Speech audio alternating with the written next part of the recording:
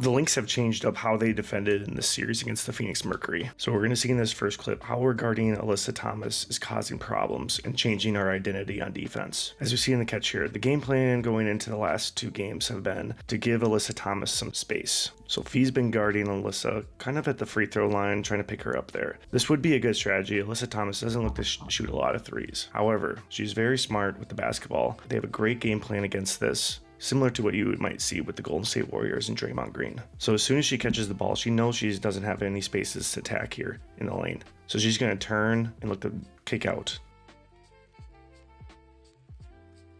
Now at this point, the reason why this is so hard to guard, what might be a little bit different, you'll see in this clip coming up here, you have to hip and trail. You have to get close to your person, because if you're going to sag off, you can't both be in the gap.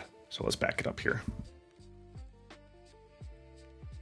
If he is a little bit higher right here, BC could probably be a little bit further down. But because of how we're guarding Alyssa Thomas, BC has to be a little bit higher hip and trail because of that quick ball movement.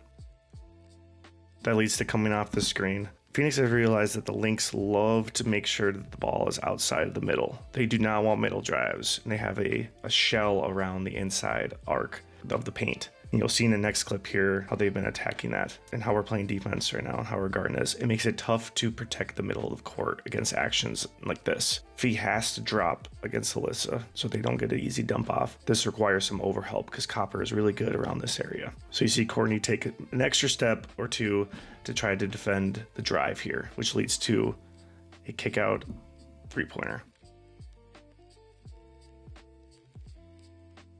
Now this play is from earlier in the season, and you're going to see the difference between how guarding sagging off of a non-shooter versus ball pressure on that non-shooter affects the defense. With how we're guarding Thomas, Collier, whoever's guarding Thomas, will stay in this spot. You'll see Shepard here is going to close out normal, even on a non-shooter.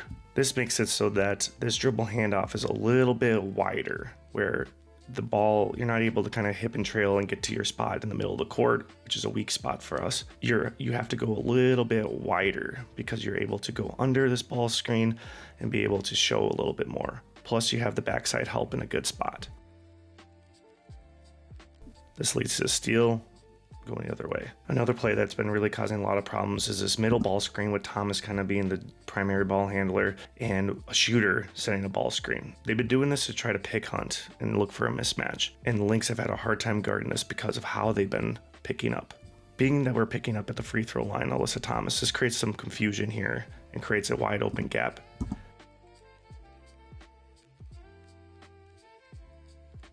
An adjustment you could see going into the next game here is the pickup point on Thomas. I believe that they need to pick her up a little bit sooner. Knowing that she's not a shooter, this is kind of a gamble.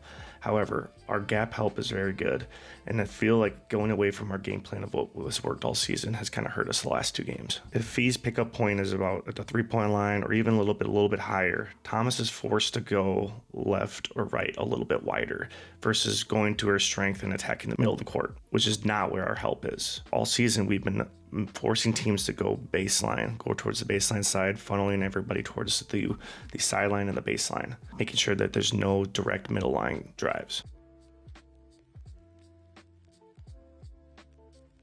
Alyssa Thomas is very good at facilitating, and she had a lot of assists in these last two games because of the lack of ball pressure, giving her easy looks to find teammates cutting and looking for mismatches. As you'll see for this play, Phoenix all series has been looking for mismatches, and they found a mismatch here in the post as Thomas just told Bonner to go down. Because Fee is picking her up at the free throw line, this pass is going to be a lot easier than what it would be if we were pressuring and forcing left to right.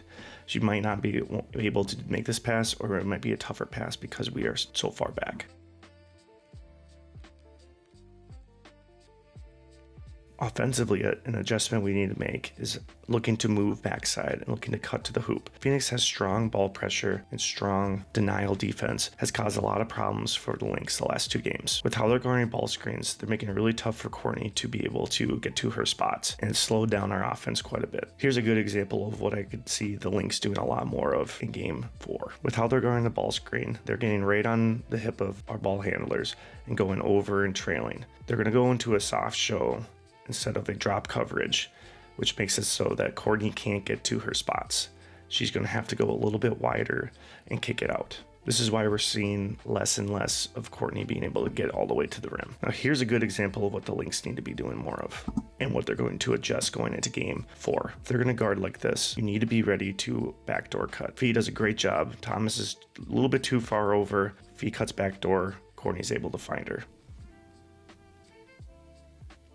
If it happens to be that we don't have Fee for the rest of the season, I can still see the Lynx making these adjustments and winning game 4 and game 5. I feel as though the Lynx have gone away from their normal game plan. It's maybe hurt them the last couple of games. I trust that Cheryl's going to make a lot of great decisions, and these are some things that you might need to look out for.